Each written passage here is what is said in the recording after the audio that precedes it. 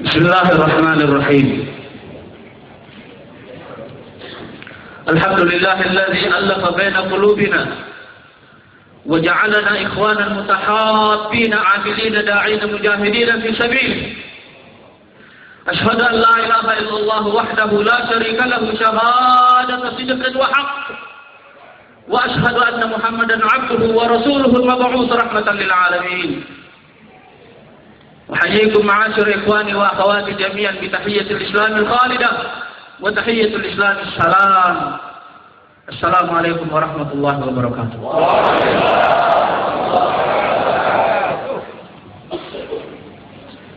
Ikhwan dan akhwat sekalian yang saya cintai, saudara-saudaraku semuanya. Kalimat pertama yang ingin saya ucapkan kepada wilayah pertama yang saya kunjungi setelah menjadi presiden hanya satu. Saya mencintai antum semuanya. Uhibbukum billah. Dan itu adalah cinta tertinggi yang saya miliki kepada antum semuanya. Saya juga ingin menyampaikan salam cinta dari pemimpin kita, Ketua Majelis Syuro Kiai Haji Hilmi Aminuddin, kepada antum semuanya. Saya juga ingin menyampaikan salam cinta dari saudara kita Al-Ustaz Lutfi Hasan Ishaq kepada salam cinta inilah ikhwan sekalian yang menyatukan kita semuanya. Dan atas nama cintalah kita semua terus-menerus bergerak dan tidak akan pernah berhenti. Ikhwan sekalian, tadi malam saya hampir tidak bisa tidur karena saya benar-benar gelisah memikirkan apakah yang harus saya katakan kepada saudara-saudaraku di Jawa Barat yang sedang ada dalam sebuah medan tempur yang sengit. Justru ketika kita mengalami cobaan besar, saya bertanya ke dalam diri saya sendiri, kalimat apakah yang ingin didengarkan oleh saudara-saudaraku di sana? Apakah yang mereka rasakan saat ini? Dan apa yang ingin mereka dengarkan? Dan apa yang bisa kusampaikan kepada mereka itu?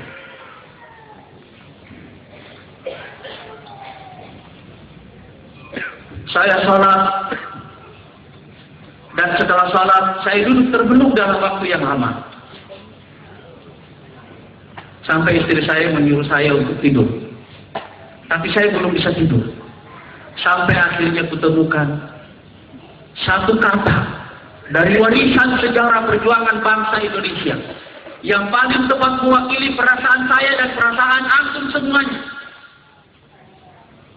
yaitu sebuah bait puisi dari Khairil Anwar. Bisa luka dan bisa aku bawa berlari, berlari hingga hilang pediberi. Aku masih mau hidup 1000 tahun lagi. Allahu Akbar, Allahu Akbar, Allahu Akbar, Allahu Akbar.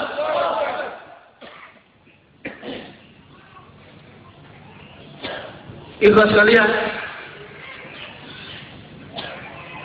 seandainya ada sebuah perumpamaan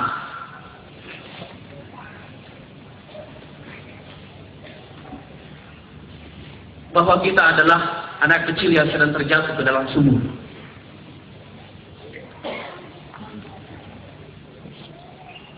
dan peristiwa ini direkam secara live dan ditonton oleh semua orang,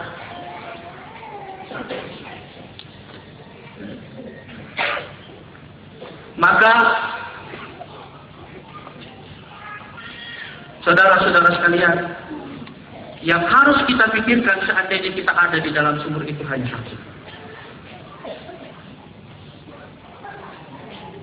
Jangan pikirkan apa yang dirasakan terlebih dahulu oleh orang lain, tapi pikirkanlah bagaimana cara keluar dari sumur itu. Fokuslah ke dalam diri sendiri. Temukan cara untuk segera memanjat dan keluar dari sumur itu. Jangan terutama memikirkan apa yang dipikirkan oleh orang lain. Jangan merasa malu, jangan merasa bersalah, jangan merasa tidak mampu, dan apalagi jangan merasa tidak berdaya. Sebab musuh kita yang paling besar di dalam diri kita yang akan menghentikan semua langkah kita adalah perasaan tidak berdaya. Itulah sebabnya setiap pagi Rasulullah SAW menganjurkan kita berdoa. Allahumma inni a'udzubika minal 'ajzi wal kasal. Karena perasaan tidak berdaya itu akan mematikan seluruh langkah kita. Walaupun sebenarnya kita mempunyai kekuatan untuk terus melangkah.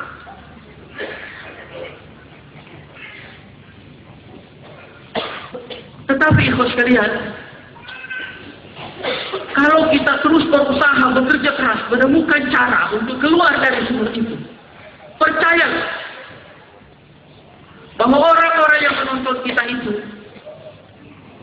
tidak memikirkan kenapa antum semuanya ada di dalam sumur, tetapi terlibat dalam antum, dengan antum semuanya, dengan saudara-saudara semuanya dalam satu hal. Mereka terlibat merasakan perjuangan antum untuk keluar dari sumur. Sebab jatuh di dalam sumur seperti itu mungkin terjadi bagi semua orang. Dan masalahnya bukan apakah kita jatuh ke dalam sumur atau tidak, tetapi apakah kita punya kemampuan untuk keluar dari sumur itu. Kemampuan untuk keluar dari sumur itulah yang sekarang menjadi tontonan publik di seluruh republik ini saat ini. Dan kita harus memperlihatkan kepada bangsa Indonesia bahwa kita adalah partai yang pandai belajar. Bisa dengan penuh lapang dada mengakui kesalahan, tapi pada waktu yang sama juga tahu bagaimana merecovery perasaannya, merecovery pikirannya, dan menemukan kembali sumber energi.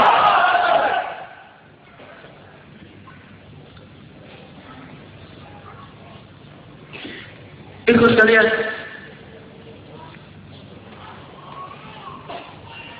Khairul Anwar mati muda, tapi syairnya tidak mati.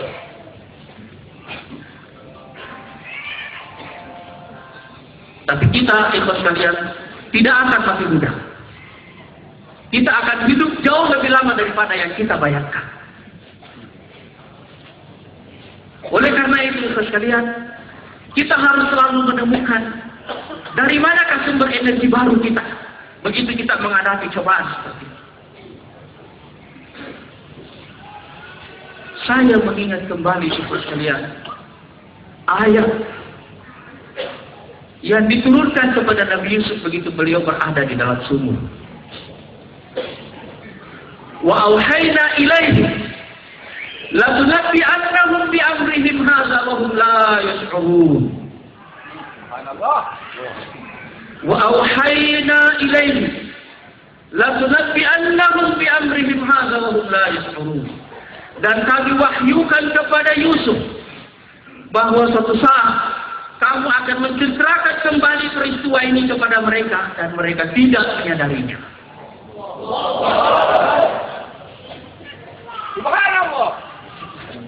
Itulah yang memberikan kesabaran yang luar biasa kepada Nabi Yusuf. Dan kesabaran itulah yang membuat beliau menempuh hidup yang begitu panjang. Saya ingin bertanya kepada antum semuanya, berapakah lama antara saat Nabi Yusuf berada di dalam sumur atau saat beliau melihat mimpinya yang sebenarnya adalah visinya bahwa suatu saat saudara-saudaranya akan bersujud kepadanya? Berapakah lama saatnya itu semuanya?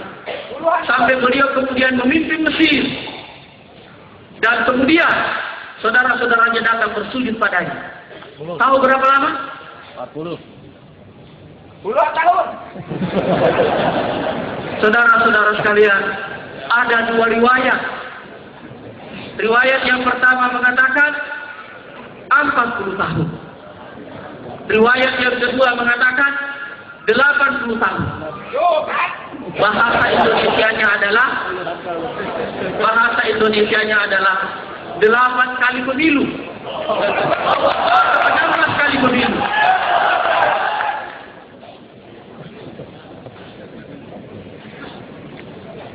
Marilah kita menemukan kembali sumber energi kita dengan mencari ilham. pada sejarah perjuangan para nabi-nabi. Tanpa perlu merasa bahwa kita ini orang suci. Kita tahu tetap manusia biasa. Mungkin sekali kita hilang, mungkin. Dan karena itu saya juga ingin mengingatkan kembali kepada antum semuanya. Peristiwa Uhud yang dialami oleh Rasulullah Sallallahu Alaihi Wasallam. 70 sahabat Rasulullah Sallallahu Alaihi Wasallam jatuh korban sebagai syahid di situ. Dan itu bukan karena kehebatan musuh, tetapi karena keteledoran dari pasukan panah. Tapi saudara-saudara sekalian, apakah Rasulullah memarahi pasukan panah yang telah menyebabkan jatuhnya korban 70 jiwa itu? Termasuk diantaranya adalah pamannya sendiri, Hamzah bin Abdul Muttalib, dan duta Islam pertama yang ke Madinah yaitu Mus'ab bin Umair. Apakah Rasulullah memarahi mereka itu? Sama sekali. Dan tahu tak antum semuanya apa yang dilakukan oleh Rasulullah Sallallahu Alaihi Wasallam setelah itu? 3 hari setelah peristiwa Uhud itu, beliau langsung menggempur beberapa kabilah-kabilah yang ada di sekitar Madinah yang mulai berpikir bahwasanya pasukan Madinah sudah kalah dan pasti mereka down, pasti mereka lemah, pasti mereka tidak percaya. Itu waktunya menyerang. Tidak. Rasulullah tidak ingin memberikan waktu bagi pikiran itu untuk berkembang. Rasulullah tidak ingin memberikan waktu kepada pikiran itu untuk berkembang di kabilah-kabilah itu dan kepada kabilah-kabilah yang lain. Itu sebabnya secepat kilat beliau Rasulullah Sallallahu Alaihi Wasallam segera bergerak dan menggempur kabilah-kabilah itu. Saya membayangkan ikhwan sekalian, peristiwa 3 hari setelah Uhud itu adalah peristiwa yang akan antum alami di Jawa Barat. Allahu Akbar. Allahu Akbar. Allahu Akbar.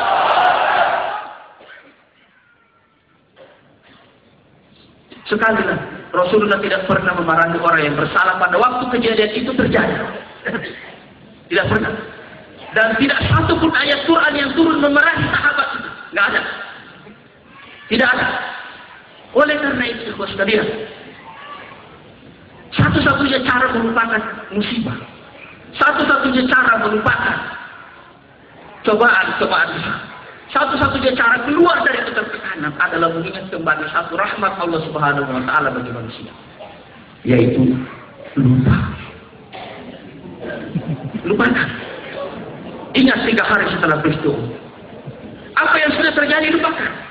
Karena kita tidak punya waktu untuk mengasihani diri sendiri, apalagi meminta rasa kasihan dari orang lain. Nggak ada. Kita tidak punya waktu. Kita harus menjaga energi kita dengan cara melupakan seperti itu. Kita tidak berarti tidak mengevaluasi apa yang telah terjadi, sama sekali tidak. Tetapi dengan cara melupakan, kita menghemat energi spiritual kita. Jangan ada energi yang kita pakai untuk menyesali diri sendiri, apalagi menyalahkan sesama saudara.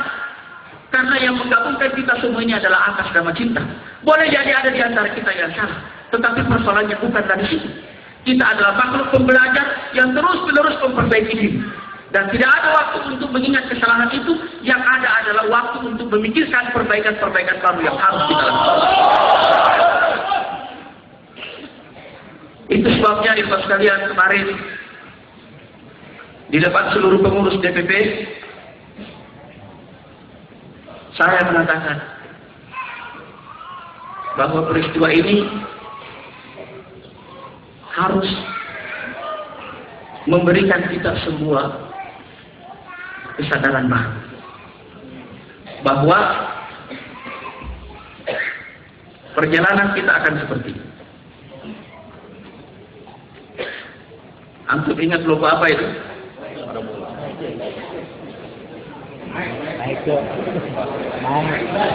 Naik. Just do it.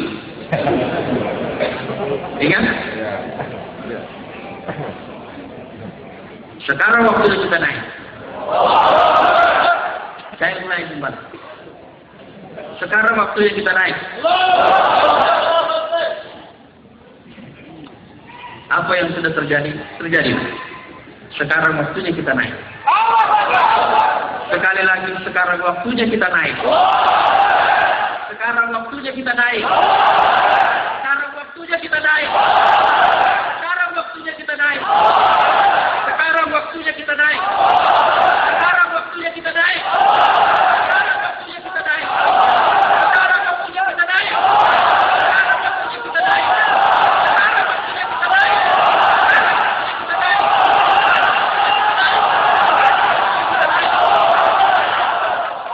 Assalamualaikum warahmatullahi wabarakatuh.